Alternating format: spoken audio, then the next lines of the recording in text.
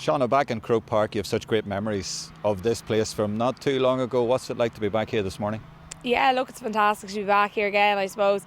We're lucky that we've got to play here a good few times now over the last number of years, so any day we get to play here is a good day. Do you remember that moment the full-time whistle went, you fell to your knees? Yeah, I do, and it's really nice to have that video, I think, as a memory as well. As I said, that day, probably one of the best days of my life, but I suppose this year now we're on to new challenges and we're trying to focus on this year now, yeah. Okay, now famously last year you were the underdogs. Everybody talked about the shock.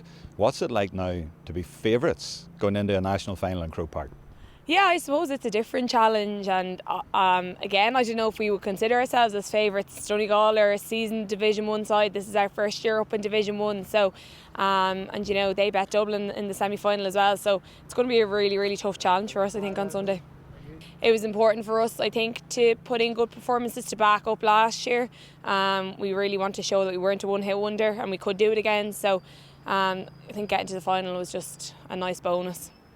A nice bonus, you say, but it would also be your first time ever to win the league. How much of an inspiration is that, or motivation is that for you?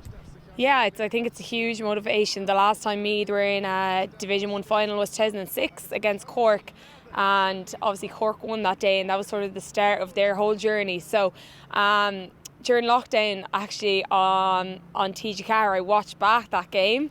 I watched back the highlights of that league final, and you know, look, that was a fantastic Meath team. They were very unlucky to lose out that day, so it would be fantastic for us to win on Sunday.